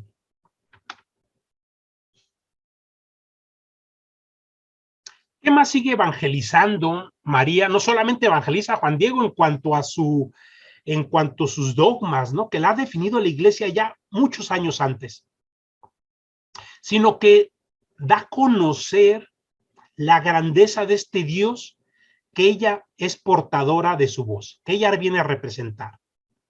Ella habla del Dios y estas expresiones las guarda Monseñor Guerrero, son expresiones en náhuatl que las respeta para que nosotros entendamos la profundidad de lo que está diciendo. Ella habla, a Juan Diego le habla del Dios Ipalnemohuani, aquel por quien se vive, del Toyocoyoani, del creador de las personas, de Tloque Nahuaque, del dueño del estar junto a todo y del abarcarlo todo, del Iluicua Tlalpaque, del Señor del cielo y de la tierra. Fíjense lo hermoso. Ya los teólogos de las iglesias primitivas, los teólogos del siglo 3, 4, 5, los teólogos de hoy, saben que las palabras humanas no pueden abarcar y hacernos comprender la dimensión del misterio de Dios. Por eso los hombres y la teología hace uso de muchas palabras para poder ir como definiendo a Dios. Porque una sola palabra no lo abarca. Y aquí María, sabedora de esto, que nuestras palabras humanas son tan limitadas para mostrarnos el misterio divino, que ella hace uso, en esta evangelización que está haciendo, hace uso de diferentes palabras que van dando expresión de quién es Dios, ¿no? Aquel por quien se vive, el origen de la vida, el creador de las personas, de quien surgimos, el dueño del estar junto a todo y abarcarlo todo, o sea, el dueño de cielos y tierras. O sea, ahí es María, hace uso de un lenguaje muy profético, porque estos profetas del Antiguo Testamento eran títulos que iban usando en sus diferentes momentos en sus mensajes. Estamos hablando cómo María de Guadalupe comienza a evangelizar a Juan Diego con la intención de transmitir estas verdades fundamentales para la vida del cristiano y del nuevo mexicano, ¿no? Y de los mexicanos de hoy. Vamos a ver otros elementos con los cuales también María sigue evangelizando a Juan Diego. Y dice, mucho quiero, ardo en deseos de que aquí tengan la bondad de construirme mi templecito, para ahí mostrárselos a ustedes, engrandecerlo, entregárselo a él que es todo mi amor, a él que es mi mirada compasiva, a él que es mi auxilio, a él que es mi salvación. Aquí María, en la traducción normal nos plantean un templo, ¿no? Que se construye aquí un templo, pero como Monseñor Guerrero tiene este detalle de rescatar estas expresiones tan hermosas, tan delicadas, tan tiernas, como habla nuestro pueblo, y habla de mi templecito, ¿verdad? En este templecito que hay que construir, ahí ella nos va a mostrar a su Hijo, a Dios. Y una expresión muy interesante que aparece en este texto es cómo ella misma se ve, se presenta como aquella que recibe la salvación de parte de su Hijo y de Dios. Él que es mi auxilio, Él que es mi salvación. Bueno, y esto lo hace María para que nosotros vayamos viendo cómo tenemos que ver en ella y ver en nuestros corazones la construcción de este templo, no solamente un templo material, sino este templo en nuestro corazón. Y precisamente en estos tiempos, ¿no?, que más se necesita, tiempos donde vivimos conflictos, dolor, sufrimiento, incertidumbre. Y ahí nos invita ella a podar desde nuestro corazón, desde su presencia amorosa, para que ella nos lleve a su Hijo y podamos encontrar esa experiencia de vida en nuestro Señor. Muy bien. Estas palabras de cariño, de ternura, de amor, pues también están reflejadas en textos del Antiguo Testamento. Y yo pongo esta, ¿no? De Oseas, que es llamado pues el profeta del amor, donde tiene unas expresiones que enternecen. Ahí Oseas nos dice, ¿no? Hablándole al pueblo de Israel, pero también hablándonos a nosotros. Cuando Israel era niño, lo amé, y de Egipto llamé a mi hijo. Y cuanto más lo llamaba, más se alejaba de mí. Ofrecían sacrificio a los Baales e incienso a los ídolos. Oseas, que claro, está hablando de un pueblo que ya había hecho una alianza con Dios en el Sinaí, pero con el paso del tiempo, de los años, es un pueblo que empieza a comenzar a buscar otras prácticas, otras religiosidades, otros amores. Y en este caso son estos Baales, son los dioses cananitas, a los cuales pues el pueblo ya pues ya les estaba rindiendo otro culto, pero también esto nos habla a nosotros, ¿no? Porque nosotros también los hombres y mujeres de este siglo XXI, tenemos esa gran capacidad de construir, pero rápido, nuevos ídolos. Y a veces olvidamos dónde está ese verdadero Dios, ¿no? Olvidamos cómo este Dios ha hecho maravillas y nos ha tenido tanta misericordia en nuestra vida. Por eso estos profetas se encargan de estarles recordando al pueblo la acción de Dios en medio de ellos, ¿no? Por eso dice, cuando tú eras niño, yo te amé y de Egipto te saqué. Yo te saqué de Egipto, te liberé. Te hice un hombre digno, libre, con identidad. En este caso, hombres y mujeres hoy, ¿no? Que hemos encontrado a Dios, sí, pero a veces con qué facilidad construimos nuestros propios ídolos. Y bueno, estas palabras quedan re bien en esta voz de María de Guadalupe, porque ya en México en ese momento todavía seguían muchas prácticas idolátricas, ¿no? Era un pueblo que todavía no terminaba su conversión y que se entendía estas prácticas, pero por desconocimiento. Pero bueno, era el nacimiento de un pueblo, pero hoy ya no lo somos y sin embargo estamos igual o peor. Entonces, por esta palabra de Oseas, que bueno, también quiero rescatar de Oseas su ternura, su amor, nos muestra este amor de Dios, porque a veces se ha malinterpretado el Antiguo Testamento como unos textos llenos del Dios justiciero y vengador, y no. En el Antiguo Testamento tenemos este Dios amoroso, misericordioso y tierno. Y de Oseas pongo otro texto en donde nos invita, ¿no? Nos invita a recapacitar, nos invita a cambiar, nos invita a subirnos al proyecto de Dios para esperar la venida del Señor. Claro, Oseas está hablando de esta venida primera, pero nosotros estamos preparándonos a esta segunda. Y también para vivir la primera, rememorarlo, ¿no? Y dice Oseas, vuelve Israel a Yahvé tu Dios, pues tus culpas te han hecho caer. Preparen unas palabras de arrepentimiento y vuelvan a Yahvé y díganle, quita toda culpa, acepta lo bueno y en vez de novillos ofrecemos nuestros labios. Fíjense este profeta, y no es de que estos profetas estén en contra del culto. O sea, no son profetas que detesten el sacrificio de animales, porque era parte del culto de su época, ¿no? Que estén en contra de las tradiciones religiosas, estén en contra de sus sacerdotes, no. El problema es que estos judíos se quedaban en eso, se quedaban en cumplir el rito y se olvidaban de honrar a Dios desde su corazón, desde sus propios templos personales. Se quedaban en el culto del templo exterior y en ofrecer sacrificios y creían que con eso estaba todo cumplido.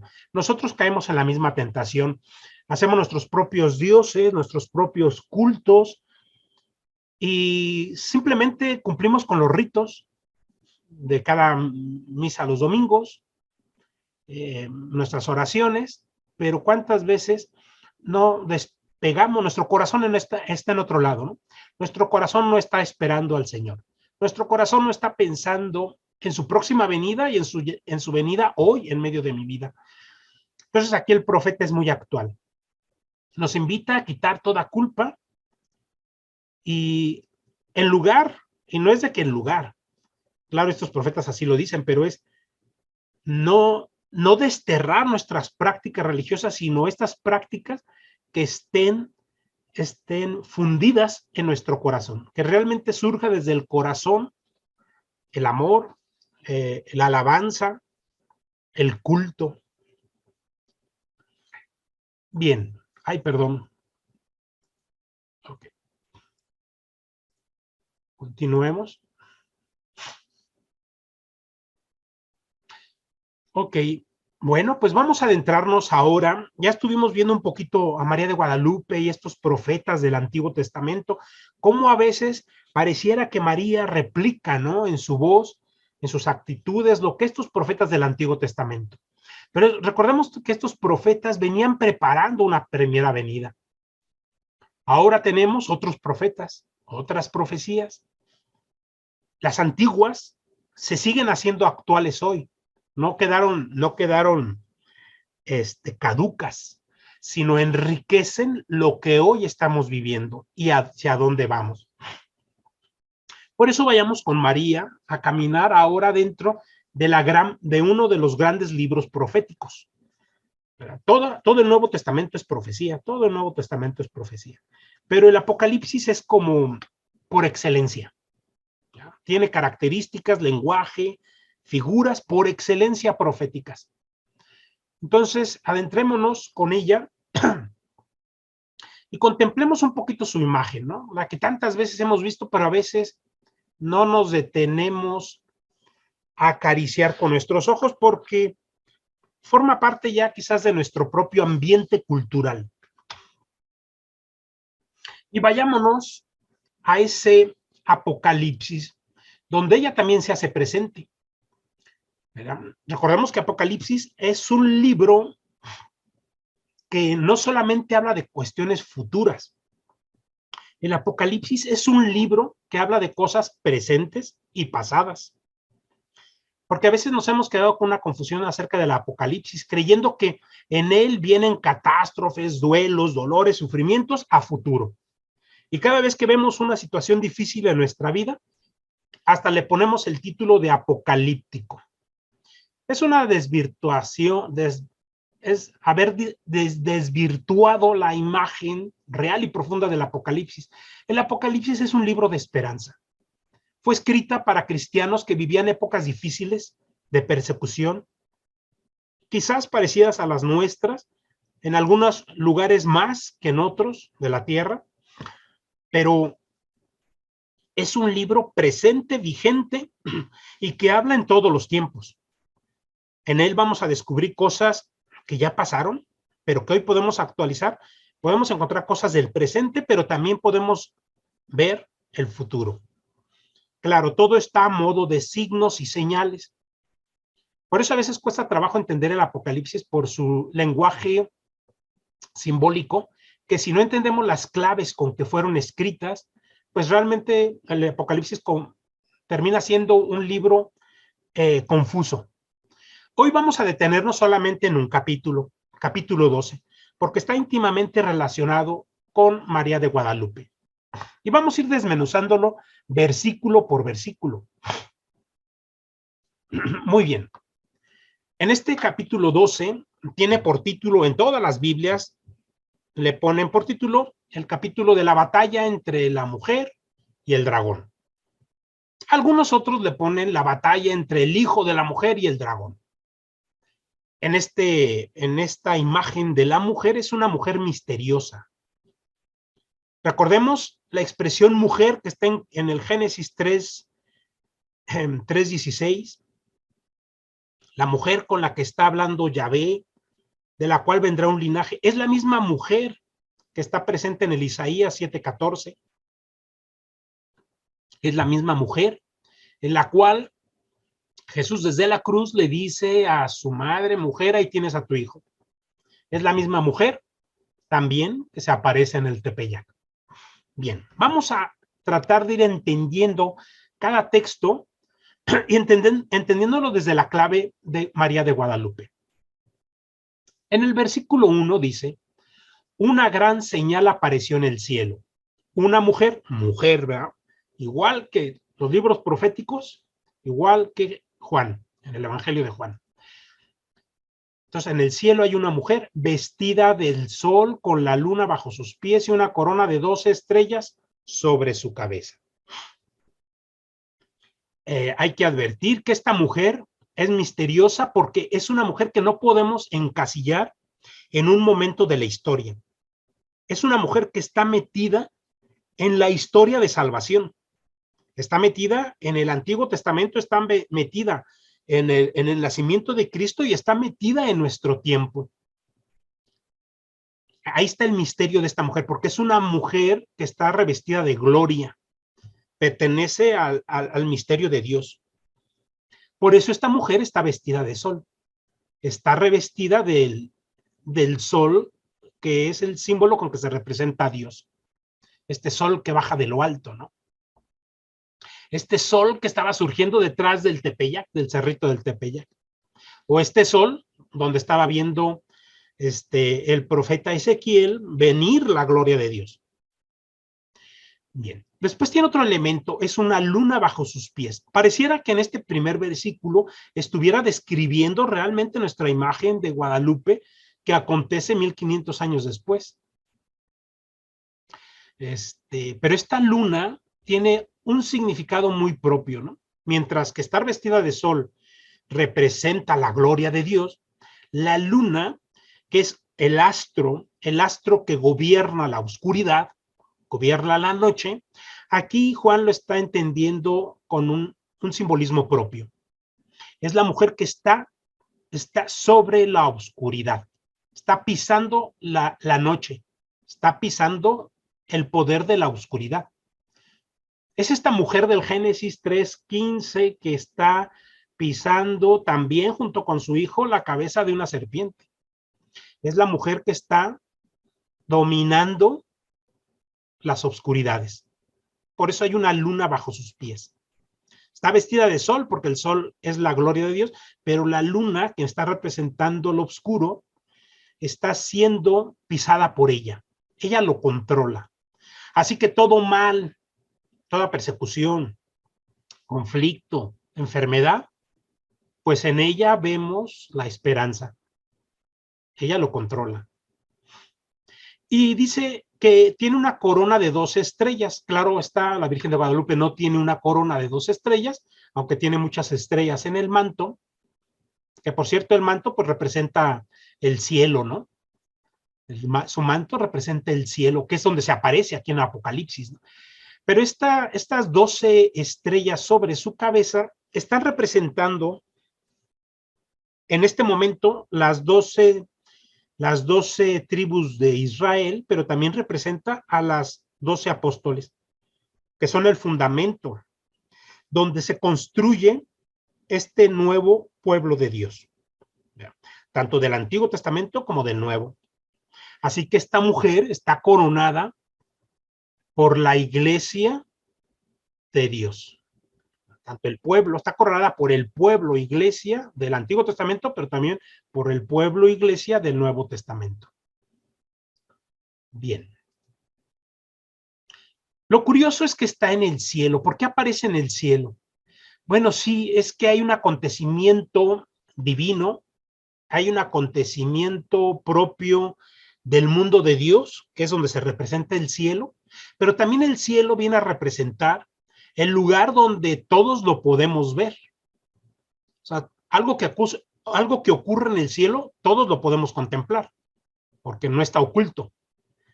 Así que un poquito lo que se va a describir posteriormente en el Apocalipsis también está hablando de que sí, es un acontecimiento espiritual, donde interviene Dios, interviene también las fuerzas del mal, pero también es un acontecimiento que podemos ver.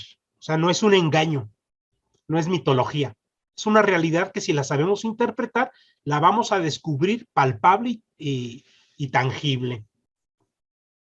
Después en el versículo 2 dice, está encinta, igual que María de Guadalupe, está embarazada. Nada más que aquí aparece este otro dato, y grita con los dolores del parto por el sufrimiento de dar a luz. Aquí fíjense que hay un dato interesante, porque los teólogos dicen que María, cuando dio a luz a su hijo en Belén, no tuvo dolores de parto, porque María, al no tener pecado original ni concupiscencia, en ella no se cumplía la maldición que se dio por parte de Dios ahí en el Génesis, donde dice parte de la maldición que le da a la mujer, ¿no? Y darás a luz con dolores. Es parte de una maldición como consecuencia del pecado original. María, al no tener este pecado original, no podía tener dolores de parto. Es una deducción teológica que hacen algunos teólogos, pero en este caso nos presentan a esta mujer que está encinta y que grita de dolores de parto. O sea, no solamente tiene dolores, grita y sufre por dar a luz. En este momento, ¿a quién está representando esta mujer misteriosa? En este momento, en el versículo 2, está representando al pueblo de Israel del Antiguo Testamento. Es un pueblo al cual durante, ya les había comentado, bueno, la historia desde Abraham son 1900 años, la historia desde Moisés son 1250 años. Bueno, pues son 1250 años que ya como pueblo va sufriendo y tiene dolores por dar a luz el nacimiento de la promesa del Mesías. Para que el Mesías naciera en Belén, este pueblo de Israel tuvo que sufrir mucho. Tuvo que sufrir persecución, dolor, pecado, invasiones, vaya muchas, ¿no? Invasiones de sirios, asirios, babilonios, persas, griegos, romanos. O sea, fue un pueblo que para poder dar a luz a la palabra de Dios en medio de su vientre como pueblo, pues sufrió. Y entonces esta mujer en este momento, en el versículo 2, está representando este pueblo del Antiguo Testamento. No fue fácil que el Mesías llegara. Hubo pruebas. Y estas pruebas también están prometidas para los fieles que estamos esperando la segunda venida. No es fácil. El acontecimiento es fuerte. Porque para que venga el Señor, habrá que hacer muchas batallas, muchas invasiones, muchas destrucciones. No es fácil la venida del Señor. Aunque cuando llega, pues aquello del gozo se sobreabunda. Bien, entonces estamos frente a la mujer del Antiguo Testamento. En este momento está representando al pueblo, a la mujer del Antiguo Testamento, ¿no? Está representando a la hija de Sión, que fue prometida por muchos profetas, ya Sofonías, Zacarías. Grita de júbilo, hija de Sión, porque vendrá a ti a habitar tu Dios.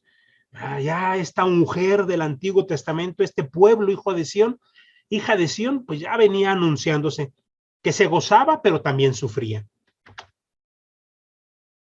Ahora nos vamos al versículo 3 del Apocalipsis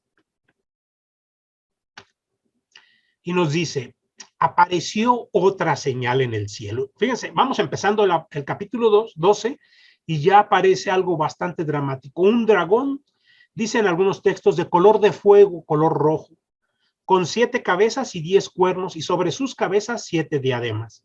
Todo esto tiene mucha simbología. Es un dragón. Este dragón también el Apocalipsis lo llega a referir como la serpiente antigua.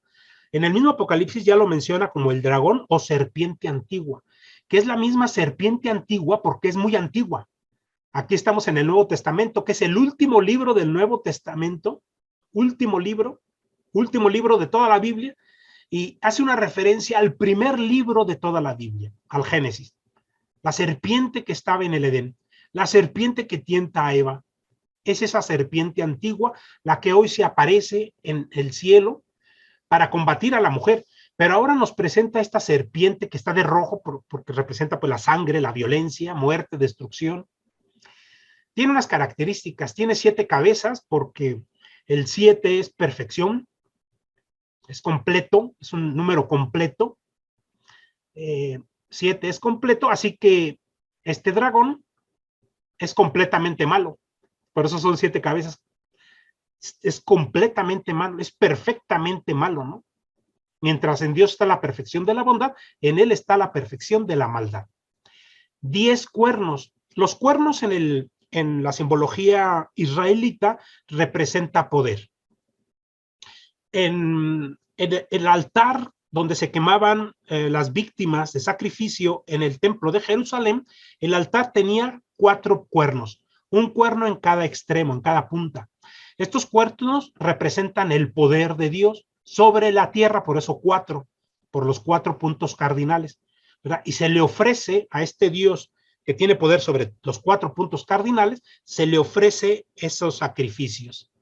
En este caso son 10 cuernos, porque los cuernos representan este poder que tiene real este dragón, un poder en el mundo. Por eso tiene también 7 diademas. 10 cuernos es un número completo, es como los 10 dedos de la mano. Tiene 7 cabezas, pero 10 cuernos, porque su poder es enorme, ¿no? Es un gran poder. Y reina, por eso tiene diademas o coronas, 7, también porque tiene un gobierno completo. O sea, es perfecto, ¿no? En todo el mundo está presente. Por eso también se aparece en el cielo, porque todo mundo lo podemos ver. A donde volteemos vemos el poder de este dragón. O sea, no está oculto. Claro, se disfraza, ¿no? Pero su poder está aquí palpable. Lo vemos en lo cotidiano de la vida. Después nos narra en el versículo 4 que con su cola barrió una tercera parte de las estrellas del cielo y las precipitó sobre la tierra. El dragón se detuvo delante de la mujer que iba a dar a luz para devorar a su hijo en cuanto lo diera a luz. Aquí es un momento donde en Apocalipsis, recordemos, en Dios no hay tiempo, así que el Apocalipsis está un poquito como fuera de la cronología lógica del tiempo. Entonces aquí, versículo 4, se va un poquito al pasado, al muy pasado, al momento de la creación de los ángeles, donde presentan, ¿no?, estos ángeles que se revelan ante Dios, comandados por Luzbel, y son arrojados, ¿no?, del cielo, de la gloria. Por eso habla de una tercera parte que es precipitada. O sea, uno dice, bueno, ¿y esto qué tiene que ver, no? ¿Por qué estamos en el Antiguo Testamento, los dolores de parto del Mesías, y de repente hace como una narrativa muy, muy, muy antigua?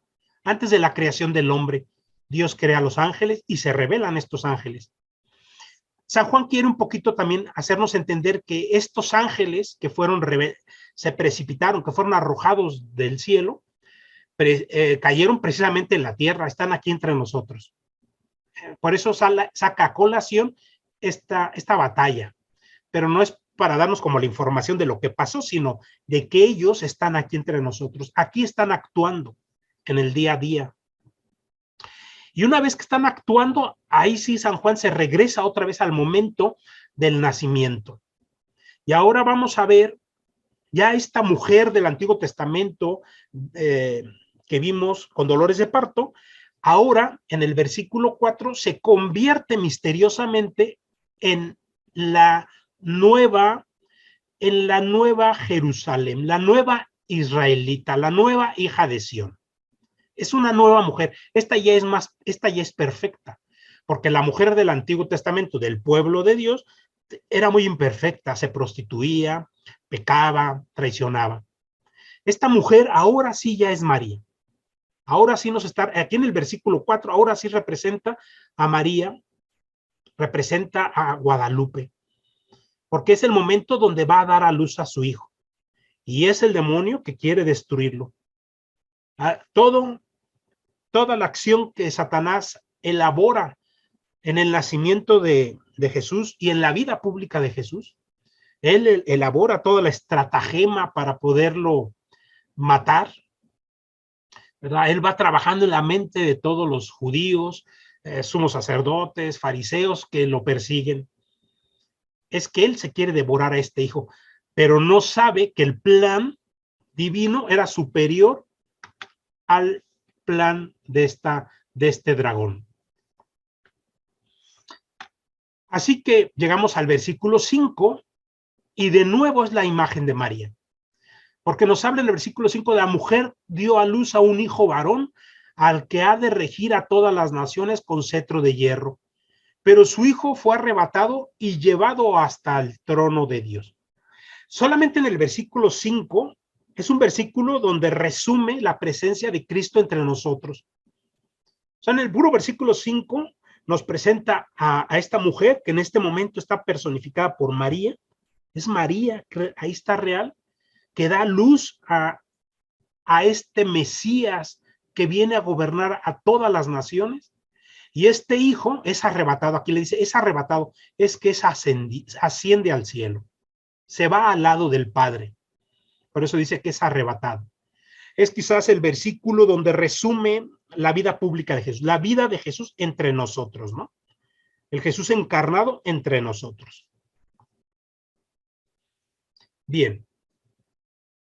En el versículo 6 nos habla de que esta mujer es llevada al desierto. Dice, la mujer huye al desierto, pero esta mujer ya, ahora ya, esta mujer misteriosa ya no es María. Ahora es la nueva iglesia, la iglesia de Jesucristo. Fíjense cómo esta mujer va teniendo tres diferentes momentos. Por eso es misteriosa. Es la mujer del Antiguo Testamento, después la mujer de María, ahora es la mujer del Nuevo Testamento, es la iglesia de Jesús. Es la que se va a desposar con el Cordero. Y ahora, en este primer momento, en el versículo 6, es perseguida por este dragón. Por eso es llevada al desierto, donde tiene un lugar preparado por Dios para ser ahí alimentada 1260 días. Bien, 1260 días representa 3 años y medio. O sea, habla de 3 y medio.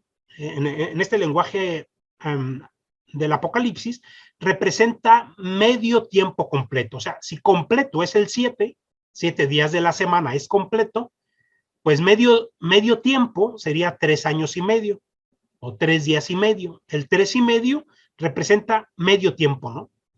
O sea, esta persecución que sufre esta mujer, que está representando esta iglesia primitiva, es perseguida por un tiempo, no completo, es un tiempo, medio tiempo, un tiempo, ¿no? O sea, no te preocupes porque esto no es eterno, es lo que nos quiere decir San Juan. ¿Y por qué es llevada al desierto? Porque en el desierto es el lugar donde Dios se manifiesta con mayor plenitud en la protección de su pueblo. Recordemos que Dios saca de Egipto a su pueblo, lo libera y lo lleva al desierto. Y en el desierto lo protege, lo defiende de sus enemigos, lo alimenta con maná, le da agua, lo forma, lo educa, lo hace que se haga pueblo. El pueblo en medio del desierto, en medio de las dificultades del desierto, aprende a convivir, aprende a hermanarse, aprende la caridad, aprende. En el desierto, en épocas de persecución, la iglesia que vive en el desierto es el momento en que la iglesia florece, crece, da fruto. Y claro, aquí como nos dice San Juan, es medio tiempo, un tiempo, no todo el tiempo, no siempre. Aquí quizás San Juan nos está presentando esta iglesia primitiva, nos está retratando a esta iglesia perseguida por los emperadores, por el imperio, por Nerón, estos cristianos echados a los fauces de los leones, pero que si recordamos, fue cuando la iglesia detonó y la iglesia fue a parar por todos los rincones del orbe conocido y floreció. Así que bendito desierto. Muy bien, ahí después nos aparece otro texto más adelante, donde nos presenta este combate entre Miguel y sus ángeles contra el demonio. Pero no nos vamos a meter ahí porque ese es tema, pues ya de otro, es otro tema, ¿verdad? Pero bueno, ahí se detalla el combate contra el dragón. Nos vamos hasta el versículo 13, porque eso ya tiene que ver con nosotros. Cuando el dragón vio que se había sido arrojado de la tierra, persiguió, porque San Juan repite de nuevo, ahora este combate lo describe un poco más con Miguel, con los ángeles que combaten a estos seres demoníacos espirituales y son arrojados a la tierra de nuevo. Lo vuelve a repetir San Juan porque ahora nos quiere repetir cómo en el futuro también habrá persecución, cómo este dragón y sus ángeles siguen estando en el mundo, no solamente en el primer momento de la iglesia, sino en el futuro que hoy vivimos. Por eso aquí en el versículo 13 nos habla de cuando este dragón fue arrojado a la tierra. En el futuro seguirá el dragón en la tierra, nos dice San Juan, y va a volver a perseguir a la mujer. Nos habla de nueva persecución. Ya hubo una, vendrán otras. ¿Verdad? Persiguió a la mujer que había dado a luz al hijo varón. Parece que lo repite, pero es que está hablando en tiempos. Versículo 14 dice, pero le dieron a la mujer las 2 alas del águila grande para volar al desierto. De nuevo ahora la mujer es llevada al desierto. Aquí habla de 2 alas de águila. Estas alas de águila representan la gracia de Dios. Ante tanta maldad que hay en el mundo, ante tanta maldad y poder de este demonio, Dios no deja de mandar su gracia. Dios sigue actuando en gracia y en poder. Manda alas de águila. Estas alas de águila, fueron mencionadas en el Éxodo, cuando Dios, antes de hacer la alianza con el pueblo, dice: yo te saqué de Egipto y te protegí llevándote en alas de águila. Yo, Dios Todopoderoso, te protegí como una mamá águila. Así que, bueno, sí es muy poderoso este dragón, tiene mucho poder, pero la gracia de Dios en medio de su pueblo y de esta mujer, en medio de esta iglesia, pues es grande, ¿no? Y lo lleva al desierto y ahí lo protege. Y en este desierto vuelve a prepararlo, vuelve a enriquecerlo, llenarlo de gracia para que florezca, ¿verdad? Por eso dice: a su lugar lejos del dragón, donde tiene que ser alimentada un tiempo y tiempos y medio tiempo. Es otra forma en que San Juan vuelve a hablar de los 3 días y medio o 3 años y medio. Sí, mientras la vez anterior hablaba de 1260 días, que son 3 años y medio, ahora habla por tiempos. Es otra forma de decir lo mismo. Un tiempo, 1, y tiempos, o sea, más 2 tiempos, y medio tiempo más medio tiempo. O sea, son formas de explicarlo, ¿no? El punto es que la persecución sigue, esto no se acaba. La iglesia de Dios seguirá padeciendo, seguirá teniendo que dar testimonio a pesar de las dificultades. Versículo 15, entonces el dragón vomitó de sus fauces como un río de agua, cuando la mujer escapaba con la intención de arrastrarla con su corriente. Bien, pues estas aguas que vomita el dragón es un agua que viene a inundar, a ahogar, a destruir. O sea, no es el agua del Espíritu Santo. Curioso, en los textos, en la Escritura, el agua representa 2 realidades. O representa muerte, destrucción, ahogamiento, o también es interpretada como la gracia del Espíritu, las aguas del bautismo. Bueno, pues ahora estas aguas usadas por el demonio es para destruir. Pero la mujer es protegida. A la mujer no le pasa nada. Ahora el problema está, dice, abrió la tierra la boca y tragó el río vomitado por las fauces del dragón. Pero dice en el versículo 17, entonces, despechado contra la mujer, se fue a hacer la guerra contra el resto de sus hijos, los que guardan los mandamientos de Dios y se mantienen firmes en el testimonio de Jesús. Como el dragón sabe que contra la mujer no puede, ahora se venga contra todos nosotros que somos los hijos de la iglesia. A la iglesia no le puede hacer nada, a su madre tampoco, pero a nosotros nos persigue. Entonces aquí por eso dice, ¿no? Aquellos que cumplen mandamientos y son firmes en el testimonio de Jesús. Bueno, pues con esto terminamos. Por último, pues simplemente es vernos en medio de cómo María de Guadalupe es la gran comandante, ¿no? En ella hoy tenemos que soportar persecución, dolor.